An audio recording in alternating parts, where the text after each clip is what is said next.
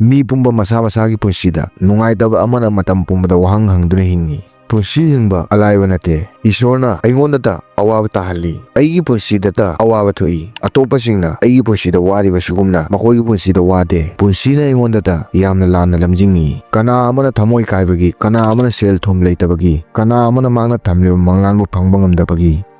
Adubu aikoina hangliba wahangsi achumbra asengbu punsi awabra natraga matam pumbada aikoina isamakta hangliba wahangsi alanbra asengbu karino aikoi mafam sidagi kaidonungda hingna chatkiba ngamde mi khudingmak masa masagi alumbabu puduna chattaba yate adubu khetnabadi kana amana masagi arumbabu masana hengathanduna punsigi khongchatta masana masabu yamna wahalli kana amana masagi arumbabu masana namthaduna sum chalambadagi chenba hogoli punsigu potlung ngaina khanbagi maram punsigi chelda hangana chenkhanaba wanabana oi punsigi aseng nuaiba matam pumbada awatpada oina khanbada nate punsigi aseng nuaiba punsigi awabadagi chenbada nate punsida lakpa awaba singbu mayoknabana punsida ingchikpa pangal kanba tangdu leitaba thauna losing henganhanbana punsigi aseng mahau khangba ngami punsida pendaba wakhalna koisinduna lei matam pumbada akhoi karigumba awatpa amagi wakhalna koisinduna hingi warisina subnatagi taklibati awatpada khanba wakhalna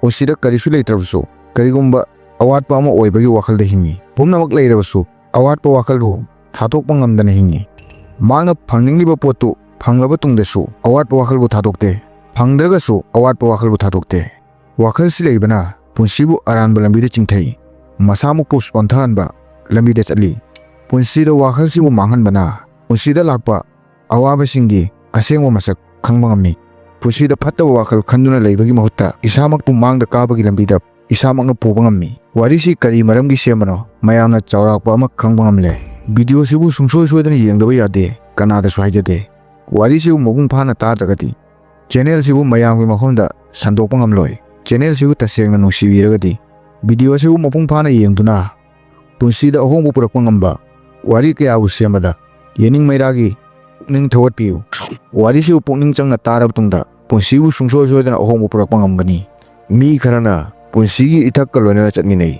khara amana ithak sibu thangnaba ngamdabana irakna duna ithak sida lupthaki punsida hotnaba lepa numitudagi punsisu hotnaba lepi nungaitaba wakhal sagatli makhai nungaitaba wakhal sandorai nungaitaba wakhal thaidoktuna harauba nungaiba wakhal khanba numittagi harauba nungaiba wakhal khanba mikuptagi punsida nungaiba si changlai isamakta wahang hangsi isamaki awatpa thiba lepa ngamgadra isamaki awatpata thiduna leiramba wakhalbu hongdoktuna awatpa mata leite khanduna konsinba ngamgadra maramdi matam amagi matungda matamna chelamba lepa phangnagani matangsida ningamdaba khakta mayoknagani khudong jaba leiroi khungangda leiba nupa ama masamaki punsibu pamdaba masamakpu maral sijinba aingondada karigi phattaba oiribano khanduna masamakpu masagi wakhalna punsigi amamba lambida chingthaduna osoki punsi hinglammi matam amagi matung losing leiraba ahalna maki wakhalbu pumhong hongdogan khi mangna piklingaidagi hauraga chaurakpa phauba maki langtangnaba punsiga loinana hinglammi punsida mayak sengdaba lambi amada chatpa mi ama oina hinglammi makna matam pumbada hai ai laibak phattabana ai lairaba yumda pokpani ai laibak phattabana nupi phattaba phanglibani ai laibak phattabana aigi cha aina haiba indibani magna ina khunba ngamdabagi maram mama mapada amadi mai pakpa ngamdabagi maram maki nupida maral sijilammi maki imung manung numit khudingi khatna chainaba awaba amadi leita laira menbagi potlumna maki bunsi nongmagi leptana punsida pendaba matam pumbada awabata oina phangnarammi magna maki pusi hingbadagi nungaibadi sibana heli khalaklammi magna khalammi malemda pumnamaktugi awaba thabakti subnatagi hingbani khalammi punsibu awaba oina khallabadi lan thumgi awatpa leitrabasu awatpana kaidonungda thadokte punsina hek loramdai matamda aikhoi punsibu hingbagi damak ngamjaba pangal sijinaduna punsibu hinghanbagi hotnei matangsida aikhoina khanghaudana punsibu thadokningdaba wakhal poklei adubu hinglingaida aikhoina punsigi mamal khangdabana aikhoina karisu mamal thamdana masa mathomta punsibu manghanbagi isana lambi semjei adubu punsi anirak suna halakpagi lambi leite maramsina kaidonungda isabu manghanbagi wakhal khanganu numit amo osok maki nupiga apikpo wa amagi awai ahum tonarami apikpo wa dagi magna maki nupibu phurammi wa sina chawthoraktuna makhoi imung manungsu yawrammi karisu leitaba wa sigi damakta makhoi amana amagi mathwai longnabagi matang yawraklammi ꯑꯣꯁꯣꯛꯅ ꯌꯥꯝꯅ ꯁꯥꯎꯅ ꯍꯥꯏꯔꯝꯃꯤ, "ꯉꯁꯤ ꯑꯩ ꯄꯨꯝꯅꯃꯛ ꯂꯣꯏꯁꯤꯜꯂꯅꯤ." ꯋꯥꯁꯤ ꯍꯥꯏꯔꯝꯂꯒ ꯃꯍꯥꯛ ꯈꯨꯡꯒꯪ ꯊꯥꯗꯣꯛꯇꯨꯅ ꯎꯃꯪꯂꯣꯝꯗ ꯂꯥꯛꯂꯝꯃꯤ꯫ ꯃꯍꯥꯛ ꯁꯣꯔ ꯁꯥꯡꯅ ꯍꯣꯜꯂꯝꯃꯤ꯫ ꯃꯍꯥꯛꯀꯤ ꯃꯥꯏꯊꯣꯡ ꯑꯁꯥꯎꯕꯅ ꯊꯜꯂꯝꯃꯤ꯫ ꯃꯍꯥꯛ ꯃꯍꯧꯁꯥꯒ ꯃꯥꯟꯅꯗꯕ ꯀꯔꯤꯒꯨꯝꯕ ꯑꯃ ꯇꯧꯅꯤꯡꯕ ꯄꯣꯛꯂꯝꯃꯤ꯫ ꯅꯤꯡꯁꯤꯡꯒꯗꯕꯗꯤ, ꯅꯪꯅ ꯁꯥꯎꯅꯤꯡꯂꯤꯕ, ꯀꯣꯛ ꯆꯔꯥꯡꯅꯔꯤꯕ ꯃꯇꯝꯗ ꯀꯔꯤꯒꯨꯝꯕ ꯊꯕꯛ ꯑꯃ ꯌꯥꯡꯅ ꯄꯥꯡꯊꯣꯛꯂꯣꯏꯗꯕꯅꯤ꯫ ꯏꯁꯥꯃꯛꯄꯨ ꯐꯥꯖꯤꯟꯒꯗꯕꯅꯤ꯫ ꯃꯇꯥꯡꯁꯤꯗ ꯏꯁꯥꯃꯛꯄꯨ ꯈꯥꯝꯗꯨꯅ ꯊꯝꯕꯅ ꯂꯥꯛꯀꯗꯕ ꯃꯇꯝꯗ ꯅꯤꯡꯉꯝꯗꯕ ꯄꯣꯛꯍꯟꯒꯗꯕꯕꯨ ꯂꯥꯛꯍꯜꯂꯣꯏ꯫ ꯁꯔꯛꯁꯤꯗ ꯃꯅꯥꯛꯇꯒꯤ ꯀꯅꯥꯒꯨꯝꯕ ꯑꯃꯅ ꯃꯍꯥꯛꯀꯤ ꯃꯇꯧꯕꯨ ꯎꯔꯒ ꯌꯥꯝꯅ ꯂꯥꯎꯅ ꯅꯣꯛꯄ ꯇꯥꯔꯝꯃꯤ꯫ ꯑꯣꯁꯣꯛꯅ ꯂꯩꯊꯣꯛꯇꯨꯅ ꯌꯦꯡꯕꯗ ꯑꯍꯜ ꯑꯃꯅ ꯅꯣꯛꯄ ꯑꯣꯏꯔꯝꯃꯤ꯫ ꯃꯍꯥꯛꯅ ꯁꯥꯎꯅ ꯑꯍꯜꯒꯤ ꯃꯅꯥꯛꯇ ꯆꯪꯁꯤꯜꯂꯒ ꯍꯪꯉꯤ, "ꯀꯔꯤꯒꯤ ꯅꯣꯛꯂꯤꯕꯅꯣ?" ꯑꯍꯜꯅ ꯈꯨꯝꯂꯛꯏ, "ꯑꯩꯅ ꯅꯣꯛꯂꯤꯕꯁꯤ ꯅꯉꯣꯟꯗꯅꯤ꯫ ꯅꯪꯒꯤ ꯑꯄꯪꯕ ꯃꯑꯣꯡꯗ ꯅꯣꯛꯂꯤꯕꯅꯤ꯫ ꯅꯪꯅ ꯅꯁꯥꯃꯛꯄꯨ ꯂꯣꯏꯁꯤꯟꯅꯕ ꯍꯣꯠꯅꯔꯤ꯫ ꯅꯪꯅ ꯀꯅꯥꯒꯨꯝꯕꯤ ꯑꯃꯒꯤꯗꯃꯛ ꯁꯤꯅꯕ ꯍꯣꯠꯅꯔꯕꯁꯨ ꯃꯈꯣꯏꯅ ꯅꯪꯕꯨ ꯀꯔꯤꯁꯨ ꯑꯣꯏꯅ ꯂꯧꯗꯦ꯫ ꯁꯨꯞꯅꯇꯒꯤ ꯅꯪꯒꯤ ꯅꯃꯥ ꯅꯄꯥꯅ ꯅꯪꯒꯤꯗꯃꯛꯇ ꯅꯨꯃꯤꯠ ꯈꯔꯅꯤ ꯅꯤꯡꯁꯤꯡꯒꯅꯤ꯫ ꯃꯇꯝꯒ ꯂꯣꯏꯅꯅ ꯃꯤ ꯄꯨꯝꯅꯃꯛ ꯃꯥꯒꯤ ꯄꯨꯟꯁꯤꯗ ꯑꯣꯟꯁꯤꯟꯗꯨꯅ ꯂꯩꯈꯤꯒꯅꯤ꯫ ꯅꯪꯕꯨ ꯀꯥꯎꯈꯤꯒꯅꯤ꯫ ꯅꯪꯅ ꯂꯩꯇ꯭ꯔꯒ ꯃꯉꯣꯟꯗ ꯅꯨꯡꯉꯥꯏꯇꯕ ꯀꯔꯤꯁꯨ ꯂꯩꯔꯣꯏ꯫ ꯃꯈꯣꯏꯒꯤ ꯄꯨꯟꯁꯤ ꯍꯥꯟꯅꯗꯒꯤꯁꯨ ꯍꯦꯟꯅ ꯅꯨꯡꯉꯥꯏꯅ ꯍꯤꯡꯈꯤꯒꯅꯤ." ꯑꯣꯁꯣꯛꯅ ꯑꯍꯜꯗ ꯄꯥꯎꯈꯨꯝ ꯄꯤꯔꯛꯏ, "ꯑꯍꯜꯅ ꯑꯩꯒꯤ ꯄꯨꯟꯁꯤꯗ ꯀꯔꯤ ꯑꯣꯏꯔꯤꯕ ꯀꯔꯤꯁꯨ ꯈꯪꯗꯦ꯫ ꯑꯍꯜꯒꯤ ꯄꯨꯟꯁꯤꯗꯗꯤ ꯀꯅꯥꯒꯤꯁꯨ ꯃꯊꯧꯗꯥꯡ ꯂꯩꯇꯦ꯫ ꯑꯍꯜꯒꯤ ꯏꯃꯨꯡ ꯃꯅꯨꯡ ꯍꯥꯏꯅꯁꯨ ꯂꯩꯇꯦ꯫ ꯑꯍꯜꯅ ꯀꯔꯝꯅ ꯈꯪꯒꯅꯤ ꯑꯩ ꯀꯔꯝꯕ ꯑꯋꯥꯕꯗ ꯍꯤꯡꯂꯤꯕꯅꯣ?" ꯂꯧꯁꯤꯡ ꯂꯩꯔꯕ ꯑꯍꯜꯅ ꯍꯥꯏ, "ꯅꯪꯅ ꯍꯥꯏꯕ ꯆꯨꯝꯃꯤ꯫ ꯑꯩ ꯅꯪꯒꯤ ꯅꯨꯡꯉꯥꯏꯇꯕ ꯈꯪꯕ ꯉꯝꯂꯣꯏ꯫ ꯑꯗꯨꯕꯨ ꯍꯥꯏꯌꯨ, ꯅꯪꯅ ꯇꯁꯦꯡꯅ ꯀꯔꯤ ꯄꯥꯝꯂꯤꯕꯅꯣ? ꯑꯩ ꯅꯪꯒꯤ ꯃꯇꯦꯡ ꯄꯥꯡꯕ ꯉꯝꯒꯅꯤ." ꯑꯣꯁꯣꯛꯅ ꯄꯥꯎꯈꯨꯝ ꯄꯤꯔꯛꯏ, "ꯑꯩ ꯁꯨꯞꯅꯇꯒꯤ ꯁꯤꯕ ꯄꯥꯝꯃꯤ." ꯋꯥꯍꯩꯗꯨ ꯊꯣꯛꯂꯛꯄ ꯃꯤꯀꯨꯞꯇꯨꯗ ꯑꯍꯜꯅ ꯑꯣꯁꯣꯛꯀꯤ ꯃꯈꯅꯥꯎ ꯃꯦꯠꯂꯤ꯫ ꯑꯍꯜꯒꯤ ꯄꯥꯡꯒꯜ ꯌꯥꯝꯅ ꯀꯜꯂꯝꯃꯤ꯫ ꯃꯔꯝꯁꯤꯅ ꯑꯣꯁꯣꯛ ꯌꯥꯝꯅ ꯀꯟꯅ ꯍꯣꯠꯅꯔꯕꯁꯨ ꯑꯍꯜꯒꯤ ꯃꯈꯨꯠꯇꯨ ꯂꯦꯡꯕ ꯉꯝꯂꯝꯗꯦ꯫ ꯃꯍꯥꯛ ꯁꯣꯔ ꯍꯣꯟꯕ ꯂꯦꯞꯂꯝꯃꯤ꯫ ꯃꯍꯥꯛ ꯋꯥ ꯉꯥꯡꯕ ꯉꯝꯂꯝꯗꯦ꯫ ꯂꯦꯡꯕꯁꯨ ꯉꯝꯂꯝꯗꯦ꯫ ꯃꯍꯥꯛꯀꯤ ꯁꯣꯔ ꯇꯠꯀꯦ ꯇꯧꯔꯝꯃꯤ꯫ ꯃꯍꯥꯛꯄꯨ ꯁꯤꯕꯒꯤ ꯈꯌꯥꯠ ꯌꯧꯔꯝꯗꯥꯏꯗ ꯑꯍꯜꯅ ꯃꯍꯥꯛꯄꯨ ꯊꯥꯗꯣꯛꯏ꯫ ꯑꯍꯜꯅ ꯍꯪꯉꯤ, "ꯍꯧꯖꯤꯛ ꯅꯪ ꯁꯤꯕ ꯄꯥꯝꯂꯤꯕ꯭ꯔꯥ?" ꯑꯣꯁꯣꯛꯅ ꯄꯥꯎꯈꯨꯝ ꯄꯤꯔꯛꯏ, "ꯅꯪ ꯑꯉꯥꯎꯕ꯭ꯔꯥ? ꯑꯩ ꯍꯧꯖꯤꯛ ꯁꯤꯔꯝꯗꯣꯔꯦ." ꯑꯍꯜꯅ ꯑꯣꯁꯣꯛꯀꯤ ꯃꯇꯧ ꯎꯕꯗ ꯌꯥꯝꯅ ꯅꯣꯛꯂꯝꯃꯤ꯫ ꯑꯍꯜꯅ ꯍꯥꯏꯔꯛꯏ, "ꯑꯩ ꯑꯉꯥꯎꯕ ꯅꯠꯇꯦ, ꯅꯪ ꯑꯉꯥꯎꯕꯅꯤ꯫ ꯑꯩꯅ ꯅꯪꯕꯨ ꯊꯥꯗꯣꯛꯂꯤꯕꯅꯤ꯫ ꯑꯗꯨꯕꯨ ꯁꯤ ꯅꯪ ꯅꯁꯥꯃꯛꯅ ꯇꯧꯔꯝꯂꯕꯗꯤ ꯅꯪꯅ ꯅꯁꯥꯃꯛꯄꯨ ꯁꯤꯕꯗꯒꯤ ꯅꯥꯟꯊꯣꯛꯄ ꯀꯟꯕ ꯉꯝꯂꯝꯃꯣꯏ꯫ ꯅꯪ ꯑꯄꯪꯕ ꯑꯣꯏꯕꯒꯤ ꯃꯔꯝꯅ ꯅꯁꯥꯃꯛꯄꯨ ꯀꯟꯕ ꯉꯝꯂꯝꯂꯣꯏ." ꯃꯁꯥ ꯅꯤꯛꯅ ꯑꯣꯁꯣꯛꯅ ꯑꯍꯜꯒꯤ ꯃꯈꯣꯡ ꯄꯥꯏꯗꯨꯅ ꯐꯝꯊꯔꯒ ꯈꯨꯔꯝꯃꯤ꯫ ꯃꯍꯥꯛꯅ ꯍꯪꯉꯤ, "ꯂꯧꯁꯤꯡ ꯂꯩꯔꯕ ꯑꯍꯜ, ꯄꯨꯟꯁꯤ ꯍꯤꯡꯕ ꯑꯁꯨꯛ ꯋꯥꯔꯤꯕ ꯀꯔꯤꯒꯤꯅꯣ? ꯀꯔꯤꯒꯤ ꯑꯩꯈꯣꯏ ꯑꯁꯨꯛ ꯌꯥꯝꯅ ꯑꯋꯥꯕꯁꯤꯡ ꯊꯦꯡꯅꯕ ꯃꯊꯧ ꯇꯥꯔꯤꯕꯅꯣ?" ꯑꯍꯜꯅ ꯍꯪꯉꯤ, "ꯅꯪ ꯏꯔꯣꯏꯕ ꯍꯩꯕ꯭ꯔꯥ?" ꯑꯣꯁꯣꯛꯅ ꯈꯨꯝꯃꯤ, "ꯍꯣꯏ, ꯑꯩ ꯏꯔꯣꯏꯕ ꯍꯩ꯫ ꯑꯩꯈꯣꯏꯒꯤ ꯈꯨꯡꯒꯪꯗ ꯑꯩꯉꯣꯟꯗꯒꯤ ꯍꯦꯟꯅ ꯍꯩꯕ ꯏꯔꯣꯏꯕ ꯀꯅꯥꯁꯨ ꯂꯩꯇꯦ." ꯑꯍꯜꯅ ꯍꯥꯏ, "ꯌꯥꯝꯅ ꯐꯩ, ꯂꯥꯛꯂꯣ ꯑꯩꯒ ꯂꯣꯏꯅꯅ." ꯑꯍꯜꯅ ꯑꯣꯁꯣꯛꯄꯨ ꯇꯨꯔꯦꯜ ꯑꯃꯒꯤ ꯃꯄꯥꯟꯗ ꯄꯨꯗꯨꯅ ꯆꯠꯂꯤ꯫ ꯇꯨꯔꯦꯜꯒꯤ ꯏꯁꯤꯡ ꯏꯊꯛ ꯏꯄꯣꯝ ꯀꯥꯔꯝꯃꯤ, ꯏꯆꯦꯜ ꯀꯜꯂꯝꯃꯤ꯫ ꯑꯍꯜꯅ ꯑꯣꯁꯣꯛꯇ ꯍꯪꯉꯤ, "ꯅꯪꯒꯤ ꯄꯨꯟꯁꯤ ꯇꯨꯔꯦꯜꯁꯤꯒꯤ ꯏꯆꯦꯜꯗ ꯂꯩꯔꯤꯕ ꯏꯊꯛ ꯏꯄꯣꯝꯁꯤꯗꯒꯤ ꯍꯦꯟꯅ ꯑꯋꯥꯕ ꯍꯦꯟꯕ꯭ꯔꯥ?" ꯑꯣꯁꯣꯛꯅ ꯄꯥꯎꯈꯨꯝ ꯄꯤꯔꯛꯏ, "ꯁꯤꯒꯤ ꯏꯊꯛꯁꯤꯗꯤ ꯀꯔꯤꯁꯨ ꯅꯠꯇꯦ꯫ ꯑꯩꯒꯤ ꯄꯨꯟꯁꯤꯒꯤ ꯑꯋꯥꯕꯗꯤ ꯅꯣꯡꯂꯩ ꯅꯨꯡꯁꯤꯠꯅꯤ."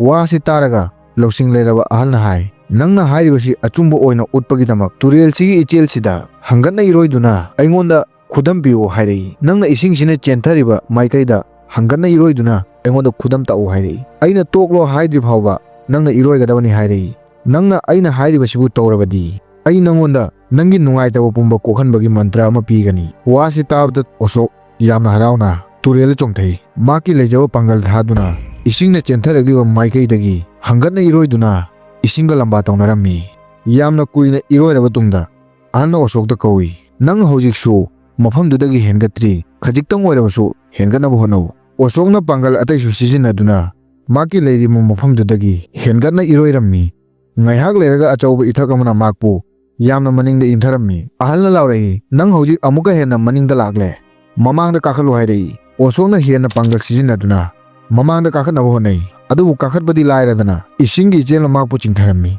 ꯑꯍꯜꯅ ꯂꯥꯎꯔꯛꯏ, "ꯌꯦꯡꯉꯨ, ꯅꯪꯅ ꯃꯃꯥꯡꯗ ꯆꯣꯡꯊꯈꯤꯕ ꯃꯐꯝꯗꯨꯗꯒꯤ ꯃꯅꯤꯡꯗ ꯂꯩꯔꯤ꯫ ꯁꯨꯞꯅꯇꯒꯤ ꯅꯪꯅ ꯂꯩꯔꯝꯕ ꯃꯐꯝꯗꯨꯗ ꯂꯩꯅꯕ ꯍꯣꯠꯅꯧ" ꯍꯥꯏꯅ ꯑꯍꯜꯅ ꯍꯥꯏꯔꯛꯏ꯫ ꯑꯂꯣꯏꯕꯤ ꯊꯥꯗꯨꯅ ꯑꯣꯁꯣꯛꯅ ꯃꯍꯥꯛꯅ ꯂꯩꯔꯝꯕ ꯃꯐꯝꯗꯨꯗ ꯏꯔꯣꯏꯔꯝꯃꯤ꯫ ꯃꯍꯥꯛ ꯍꯧꯖꯤꯛ ꯑꯋꯥꯕꯅ ꯈꯝ ꯊꯦꯡꯂꯝꯃꯤ꯫ ꯑꯗꯨꯕꯨ ꯋꯥꯔꯕꯁꯨ ꯏꯁꯤꯡꯗꯒꯤ ꯊꯣꯛꯄ ꯌꯥꯗ꯭ꯔꯤ꯫ ꯑꯍꯜꯅ ꯍꯥꯏꯈꯤꯕ ꯃꯇꯨꯡ ꯏꯟꯅ ꯃꯍꯥꯛ ꯃꯇꯥꯡꯁꯤꯗ ꯁꯣꯔ ꯍꯣꯟꯕ ꯉꯝꯂꯝꯗꯦ꯫ ꯃꯍꯥꯛ ꯏꯁꯤꯡꯗ ꯂꯨꯞꯊꯔꯝꯃꯤ꯫ ꯑꯣꯁꯣꯛꯅ ꯏꯁꯤꯡꯗ ꯂꯨꯞꯅ ꯍꯥꯏꯔꯛꯏ, "ꯑꯩꯕꯨ ꯀꯜꯂꯨ."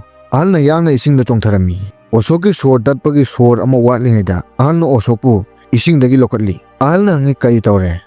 ꯅꯪ ꯌꯥꯝꯅ ꯑꯀꯟꯕ ꯏꯔꯣꯏꯕ ꯍꯩꯕ ꯑꯃ ꯑꯣꯏꯔꯒ ꯀꯔꯤꯒꯤ ꯏꯁꯤꯡꯗ ꯏꯔꯣꯏꯕ ꯉꯝꯗꯅ ꯂꯨꯞꯈ꯭ꯔꯤꯕꯅꯣ?" ꯁꯣꯔ ꯊꯕꯦꯠ ꯍꯣꯟꯗꯨꯅ ꯑꯍꯜꯅ ꯑꯣꯁꯣꯛꯀꯤ ꯄꯥꯎꯈꯨꯝ ꯈꯨꯝꯂꯛꯏ, "ꯀꯔꯝꯅ ꯑꯁꯨꯛ ꯀꯟꯕ ꯏꯆꯦꯜꯁꯤꯗ ꯀꯌꯥꯝ ꯀꯨꯏꯅ ꯏꯔꯣꯏꯗꯨꯅ ꯂꯩꯕ ꯉꯝꯒꯅꯤ? ꯁꯤ ꯑꯉꯥꯎꯕ ꯃꯤꯒꯤ ꯊꯕꯛꯅꯤ꯫ ꯍꯟꯅ ꯍꯣꯠꯅꯔꯕꯁꯨ ꯑꯋꯥꯕ ꯑꯃꯗꯤ ꯍꯥꯟꯅ ꯂꯩꯔꯝꯕ ꯃꯐꯝꯗꯨꯗ ꯍꯟꯖꯤꯟꯅ ꯄꯨꯔꯛꯀꯅꯤ꯫ ꯂꯧꯁꯤꯡ ꯂꯩꯔꯕ ꯑꯍꯜꯅ ꯍꯥꯏ, ꯑꯆꯨꯝꯕ ꯋꯥꯅꯤ꯫ ꯁꯤ ꯃꯤ ꯄꯨꯝꯅꯃꯛꯅ ꯃꯈꯣꯏꯒꯤ ꯄꯨꯟꯁꯤꯗ ꯊꯦꯡꯅꯗꯨꯅ ꯂꯩꯔꯤ꯫ ꯑꯩꯈꯣꯏꯅ ꯄꯨꯟꯁꯤꯒꯤ ꯆꯦꯟꯊꯔꯛꯄ ꯏꯆꯦꯜꯗ ꯍꯪꯒꯠꯅ ꯆꯦꯟꯈꯠꯅꯕ ꯍꯣꯠꯅꯩ, ꯃꯔꯝꯁꯤꯅ ꯑꯩꯈꯣꯏ ꯑꯋꯥꯕꯗ ꯄꯟꯗꯨꯅ ꯂꯩ꯫ ꯃꯁꯥꯕꯨ ꯋꯥꯍꯟꯕꯒꯤ ꯃꯔꯝ ꯃꯍꯥꯛꯅ ꯄꯨꯟꯁꯤꯒꯤ ꯏꯆꯦꯜꯗ ꯍꯪꯒꯠꯅ ꯆꯦꯟꯈꯠꯅꯕ ꯍꯣꯠꯅꯕꯅ ꯑꯣꯏ꯫ ꯑꯣꯁꯣꯛꯅ ꯍꯥꯏ, ꯑꯍꯜꯅ ꯍꯥꯏꯕ ꯌꯥꯝꯅ ꯆꯨꯝꯃꯤ, ꯑꯗꯨꯕꯨ ꯄꯨꯟꯁꯤꯒꯤ ꯏꯆꯦꯜ ꯀꯔꯣꯝꯗ ꯆꯦꯟꯊꯔꯤꯕꯅꯣ? ꯃꯍꯥꯛꯀ ꯂꯣꯏꯅꯅ ꯑꯩꯈꯣꯏ ꯀꯔꯤꯒꯤ ꯆꯦꯟꯊꯒꯗꯕꯅꯣ? ꯑꯍꯜꯅ ꯑꯣꯁꯣꯛꯇ ꯃꯍꯥꯛꯀꯤ ꯄꯥꯎꯈꯨꯝ ꯄꯤꯕꯒꯤ ꯃꯍꯨꯠꯇ ꯋꯥꯍꯪ ꯍꯪꯉꯤ, ꯇꯨꯔꯦꯜꯁꯤ ꯀꯥꯏꯗ ꯆꯦꯟꯊꯔꯤꯕꯅꯣ? ꯑꯣꯁꯣꯛꯅ ꯈꯨꯝꯃꯤ, ꯑꯆꯧꯕ ꯏꯄꯥꯛꯇ ꯇꯤꯟꯕꯒꯤꯗꯃꯛ꯫ ꯑꯆꯧꯕ ꯏꯄꯥꯛ ꯀꯔꯤꯅꯣ?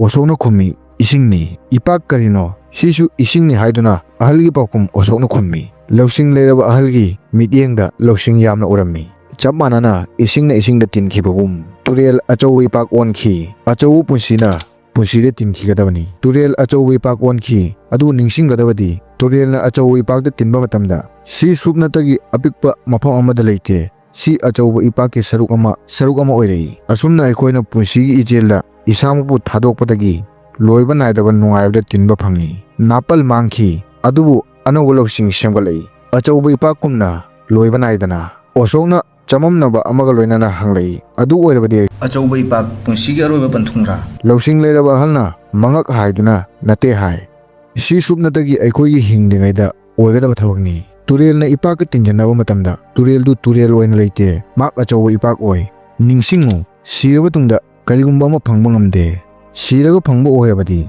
ꯄꯣꯛꯂꯛꯄꯗ ꯂꯧꯁꯤꯡ ꯄꯨꯝꯕ ꯌꯥꯎꯔꯛꯄ ꯑꯣꯏꯒꯅꯤ꯫ ꯄꯨꯟꯁꯤꯗ ꯐꯪꯅꯔꯤꯕ ꯑꯋꯥꯕꯁꯤꯡꯕꯨ ꯄꯣꯠꯂꯨꯝꯅꯤ ꯈꯟꯗꯨꯅ ꯊꯥꯡꯗꯨꯅ ꯆꯠꯄ ꯃꯊꯧ ꯇꯥꯔꯝꯂꯣꯏ꯫ ꯑꯣꯏꯐꯝ ꯊꯣꯛꯇꯕ ꯑꯃꯅ ꯑꯩꯈꯣꯏꯅ ꯍꯤꯡꯂꯤꯉꯩꯗ ꯇꯧꯒꯗꯕ ꯊꯕꯛꯁꯤꯡꯕꯨ ꯊꯩꯗꯣꯛꯇꯨꯅ ꯍꯤꯡꯏ, ꯑꯗꯨꯒ ꯁꯤꯔꯕ ꯇꯨꯡꯗ ꯑꯩꯈꯣꯏꯅ ꯇꯧꯒꯗꯕ ꯍꯤꯡꯂꯤꯉꯩꯗ ꯊꯩꯗꯣꯛꯇꯨꯅ ꯂꯩꯈꯤꯕ ꯊꯕꯛꯁꯤꯡꯗꯨ ꯃꯄꯨꯡ ꯐꯥꯍꯟꯕ ꯉꯝꯗꯦ꯫ ꯐꯪꯅꯤꯡꯂꯤꯕ ꯄꯨꯝꯕ ꯍꯤꯡꯂꯤꯉꯩꯗ ꯍꯣꯠꯅꯗꯨꯅ ꯊꯕꯛ ꯇꯧꯕ ꯃꯊꯧ ꯇꯥꯒꯅꯤ꯫ ꯇꯨꯔꯦꯜꯒꯤ ꯏꯆꯦꯜꯅ ꯆꯦꯟꯕ ꯂꯦꯞꯂꯕꯗꯤ ꯃꯍꯥꯛ ꯐꯠꯇꯕ ꯂꯪꯁꯤꯟꯐꯝ ꯀꯣꯝ ꯑꯣꯏꯔꯛꯏ, ꯏꯁꯤꯡꯗꯨ ꯃꯣꯠꯁꯤꯜꯂꯛꯏ꯫ ꯆꯞ ꯃꯥꯟꯅꯅ ꯃꯤꯑꯣꯏꯕꯒꯤ ꯄꯨꯟꯁꯤꯒ ꯂꯣꯏꯅꯅ ꯆꯦꯟꯊꯕ ꯇꯣꯛꯂꯕꯗꯤ ꯑꯄꯨꯝꯕ ꯐꯠꯇꯕ ꯋꯥꯈꯜ ꯁꯥꯐꯝ ꯀꯣꯝ ꯑꯣꯏꯔꯛꯏ꯫ ꯃꯤꯁꯤꯡꯅ ꯄꯨꯟꯁꯤꯒꯤ ꯏꯆꯦꯜꯗ ꯃꯁꯥꯃꯛꯄꯨ ꯏꯔꯣꯏꯕꯗ ꯍꯪꯒꯠꯅ ꯏꯔꯣꯏꯗꯨꯅ ꯃꯁꯥꯃꯛꯄꯨ ꯋꯥꯍꯜꯂꯤ꯫ ꯑꯣꯁꯣꯛꯅ ꯃꯀꯣꯛ ꯅꯣꯟꯊꯗꯨꯅ ꯑꯍꯜꯗ ꯍꯪꯉꯤ, ꯑꯍꯜꯒꯤ ꯋꯥꯁꯤꯡꯁꯤ ꯌꯥꯝꯅ ꯆꯨꯝꯃꯤ꯫ ꯑꯩ ꯑꯍꯜꯅ ꯍꯥꯏꯔꯤꯕꯁꯤꯡꯁꯤ ꯈꯪꯕ ꯉꯝꯂꯤ, ꯑꯗꯨꯕꯨ ꯑꯩꯒꯤ ꯏꯊꯧꯗꯥꯡ ꯌꯥꯝꯅ ꯂꯩ꯫ ꯏꯃꯨꯡ ꯃꯅꯨꯡꯒꯤ ꯑꯋꯥꯠ ꯑꯄꯥ ꯃꯦꯟꯕ ꯃꯊꯧ ꯇꯥꯏ꯫ ꯊꯕꯛꯁꯤꯡꯁꯤ ꯃꯄꯨꯡ ꯐꯥꯍꯟꯕ ꯉꯝꯗ꯭ꯔꯕꯗꯤ ꯑꯩ ꯑꯋꯥꯕ ꯑꯣꯏ꯫ ꯏꯃꯨꯡ ꯃꯅꯨꯡꯗ ꯈꯠꯅ ꯆꯩꯅꯕ ꯊꯣꯛꯂꯛꯏ,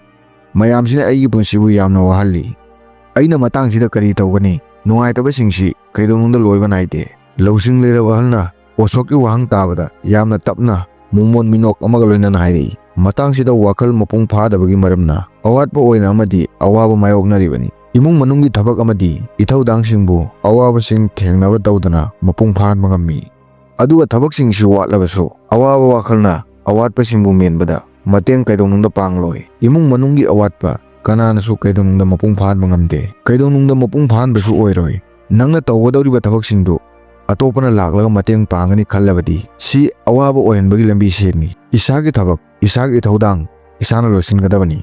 Osongna nungaitaba wakal amaga loinana hairi. Ahalna haibu pumba atumba ngaktani. Pumnamaksi oirabasu aina kari tawfam thoi. Ahalgi lawsingsingsi karamna punsida sijinnabani ai khangde. Ahalna osokta minungsiga loinana yenglaga hairi. Nangna haujuk phawba aina khanghaninglibasi karino haiba khangba ngamdri. Ahalgi maithongda matik mayai amaga loinana osokta hairi. Laglo nangna aigi damakta thabak ama tawwa tagani. Prithibhisidagi karigumba sa ahingba jiba natraga miyoi ama sidana lankiba amabu aigi nakta puduna lao. Osokna ahalgi yathang induna ahalla khuramlaga prithibhisidagi hingna lankiba jibabu thibagi thoklai. Magna yamna laptabida mafam ama yoraga ikhang khanghodana chap leplammi. Ngaihak wakhal taraklaga mak ahalgi manakta halli. Ahalla khuramlaga hai. Ahalla magna wakhalda ningsinglakpa amaga loinana hai. Ngarang mafamsida leiramba misingdu ngasi chatkhare. Ngasi mafamsida leiramba misingdu hayeng mafamsida leiroi. Malemsida kanasu ngasi bhawba hingna chatkhiba kanasu yaudri. Lawsing leiraba ahalna osokta hangi.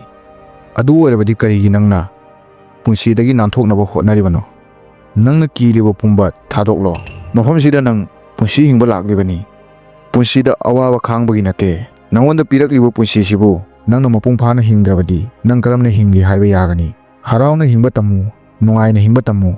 Punsigi phajaba ꯑꯋꯥꯕ ꯅꯨꯡꯉꯥꯏꯕ ꯑꯅꯤꯅ ꯑꯣꯏꯍꯜꯂꯤ꯫ ꯀꯅꯥꯒꯨꯝꯕ ꯑꯃꯅ ꯃꯇꯦꯡ ꯄꯥꯡꯂꯛꯀꯅꯤ ꯈꯟꯕ ꯊꯥꯗꯣꯛꯇꯨꯅ ꯏꯁꯥꯃꯛꯅ ꯄꯨꯝꯅꯃꯛ ꯇꯧꯒꯅꯤ ꯍꯥꯏꯕ ꯊꯥꯖꯗꯨꯅ ꯍꯤꯡꯕ ꯇꯝꯃꯨ꯫ ꯅꯪꯒꯤ ꯏꯃꯨꯡ ꯃꯅꯨꯡꯗ ꯈꯠꯅ ꯆꯩꯅꯕ ꯂꯩꯔꯕꯗꯤ ꯏꯃꯨꯡ ꯃꯅꯨꯡꯗ ꯈꯠꯅ ꯆꯩꯅꯗꯕ ꯂꯩꯇꯕ ꯏꯃꯨꯡ ꯀꯅꯥꯒꯤꯁꯨ ꯂꯩꯇꯦ꯫ ꯁꯤ ꯑꯣꯏꯔꯒ ꯀꯔꯤꯒꯤ ꯋꯥꯅ ꯍꯤꯡꯒꯗꯕꯅꯣ? ꯂꯧꯁꯤꯡ ꯂꯩꯔꯕ ꯑꯍꯜꯅ ꯍꯥꯏꯕꯗꯨ ꯊꯩꯗꯣꯛꯇꯨꯅ ꯑꯁꯣꯛꯅ ꯍꯥꯏ, ꯄꯨꯝꯅꯃꯛ ꯆꯨꯝꯃꯤ ꯑꯗꯨꯕꯨ ꯑꯩꯒꯤ ꯄꯨꯟꯁꯤꯗ ꯏꯊꯧꯗꯥꯡ ꯌꯥꯝꯅ ꯂꯩ꯫ ꯃꯊꯧꯗꯥꯡ ꯂꯩꯇꯕ ꯃꯤꯅ ꯑꯩꯒꯤ ꯑꯋꯥꯕꯁꯤ ꯈꯪꯕ ꯉꯝꯂꯣꯏ꯫ ꯑꯁꯣꯛꯀꯤ ꯋꯥ ꯇꯥꯕꯗ ꯌꯥꯝꯅ ꯅꯣꯛꯅꯤꯡꯕ ꯄꯣꯛꯂꯝꯃꯤ꯫ ꯑꯍꯜꯅ ꯑꯁꯣꯛꯇ ꯍꯥꯏꯔꯛꯏ, ꯐꯔꯦ ꯀꯔꯤꯁꯨ ꯀꯥꯏꯕ ꯂꯩꯇꯦ ꯑꯩꯒꯤ ꯑꯣꯏꯅ ꯅꯪꯒꯤ ꯄꯨꯟꯁꯤꯗ ꯍꯟꯈ꯭ꯔꯣ꯫ ꯅꯪꯒꯤ ꯅꯨꯡꯉꯥꯏꯇꯕ ꯄꯨꯟꯁꯤꯗ ꯅꯨꯡꯉꯥꯏꯅ ꯍꯤꯡꯂꯨꯔꯣ꯫ ꯋꯥꯍꯩꯁꯤꯒ ꯂꯣꯏꯅꯅ ꯂꯧꯁꯤꯡ ꯂꯩꯔꯕ ꯑꯍꯜꯅ ꯃꯃꯥꯏ ꯂꯩꯊꯣꯛꯇꯨꯅ ꯅꯣꯛꯅ ꯅꯣꯛꯅ ꯍꯟꯈꯤ꯫ ꯑꯍꯜꯅ ꯅꯣꯛꯄꯗ ꯑꯁꯦꯡꯕ ꯑꯆꯨꯝꯕ ꯑꯔꯊ ꯑꯃ ꯌꯥꯎꯔꯤ꯫ ꯄꯨꯟꯁꯤꯒꯤ ꯆꯦꯟꯊꯔꯛꯄ ꯏꯆꯦꯜꯗ ꯏꯁꯥꯕꯨ ꯋꯥꯍꯟꯕꯅ ꯄꯨꯟꯁꯤꯒꯤ ꯑꯁꯦꯡꯕ ꯑꯔꯊ ꯈꯪꯕ ꯉꯝꯗꯦ, ꯑꯃꯗꯤ ꯏꯆꯦꯜꯒ ꯂꯣꯏꯅꯅ ꯆꯠꯄꯅ ꯄꯨꯟꯁꯤꯒꯤ ꯑꯁꯦꯡꯕ ꯃꯁꯛ ꯈꯪꯍꯜꯂꯤ꯫ ꯑꯁꯨꯝꯅ ꯑꯁꯣꯛꯀꯤ ꯄꯨꯟꯁꯤꯗꯤ ꯂꯧꯁꯤꯡ ꯂꯩꯔꯕ ꯑꯍꯜꯅ ꯀꯌꯥꯔꯛ ꯍꯟꯅ ꯃꯍꯥꯛꯀꯤ ꯋꯥꯈꯜꯕꯨ ꯍꯣꯡꯗꯣꯛꯅꯕ ꯍꯣꯠꯅꯗꯨꯅꯁꯨ ꯃꯍꯥꯛꯀꯤ ꯋꯥꯈꯜꯗꯤ ꯍꯣꯡꯗꯣꯛꯍꯟꯕ ꯉꯝꯈꯤꯗꯦ꯫ ꯑꯗꯨꯕꯨ ꯅꯪꯒꯤ ꯄꯨꯟꯁꯤꯗꯤ ꯂꯧꯁꯤꯡ ꯂꯩꯔꯕ ꯑꯍꯜꯅ ꯍꯣꯡꯗꯣꯛꯍꯟꯕ ꯉꯝꯂꯕ꯭ꯔꯥ? ꯅꯠꯇ꯭ꯔꯒ ꯑꯁꯣꯛꯀꯨꯝꯅ ꯍꯤꯡꯂꯤꯕ꯭ꯔꯥ? ꯍꯣꯡꯗꯣꯛꯍꯟꯕ ꯉꯝꯂꯒꯗꯤ ꯄꯨꯟꯁꯤꯗ ꯐꯠꯇꯕ ꯋꯥꯈꯜ, ꯄꯨꯟꯁꯤꯗ ꯀꯥꯟꯅꯗꯕ ꯋꯥꯈꯜ ꯈꯟꯗꯨꯅ ꯃꯇꯝ ꯃꯥꯡꯍꯟꯕ ꯋꯥꯈꯜ ꯈꯟꯕꯕꯨ ꯀꯣꯛꯍꯜꯂꯕꯗꯤ ꯄꯨꯟꯁꯤꯒꯤ ꯑꯋꯥꯕꯅ ꯑꯋꯥꯕ ꯑꯣꯏꯅ ꯈꯟꯗꯨꯅ ꯐꯠꯇꯕ ꯂꯝꯕꯤꯗ ꯐꯠꯇꯕ ꯆꯤꯟꯖꯥꯛ ꯆꯥꯕꯗ ꯅꯠꯇ꯭ꯔꯒ ꯄꯨꯟꯁꯤ ꯃꯥꯡꯕꯒꯤ ꯂꯝꯕꯤꯕꯨ ꯊꯥꯗꯣꯛꯄꯒꯤ ꯄꯥꯡꯒꯜ ꯄꯤꯔꯒꯗꯤ, ꯄꯨꯟꯁꯤꯕꯨ ꯃꯥꯏ ꯄꯥꯛꯄꯔꯣꯝꯗ ꯄꯨꯕꯒꯤ ꯋꯥꯈꯜ ꯄꯣꯛꯍꯜꯂꯒꯗꯤ ꯀꯣꯃꯦꯟꯇ ꯍꯣꯡꯗꯣꯛꯍꯜꯂꯦ ꯍꯥꯏꯕꯤꯔꯝꯃꯨ꯫ ꯍꯣꯡꯗꯣꯛꯍꯟꯕ ꯉꯝꯗ꯭ꯔꯒꯗꯤ ꯀꯣꯃꯦꯟꯇ ꯑꯩ ꯑꯁꯣꯛꯀꯨꯝꯅ ꯍꯤꯡꯈꯤꯒꯅꯤ ꯍꯥꯏꯕꯤꯔꯝꯃꯨ꯫ ꯀꯣꯃꯦꯟꯠꯁꯤꯅ ꯑꯩꯅꯁꯨ ꯈꯪꯒꯅꯤ ꯚꯤꯗꯤꯑꯣ ꯑꯁꯤ ꯃꯌꯥꯝꯅ ꯃꯄꯨꯡ ꯐꯥꯅ ꯌꯦꯡꯂꯦ ꯍꯥꯏꯕ꯫ ꯃꯇꯨꯡꯗꯁꯨ ꯋꯥꯔꯤ ꯀꯌꯥ ꯑꯃ ꯁꯦꯝꯕꯒꯤ ꯑꯩꯉꯣꯟꯗ ꯄꯥꯡꯒꯜ ꯍꯥꯞꯀꯅꯤ꯫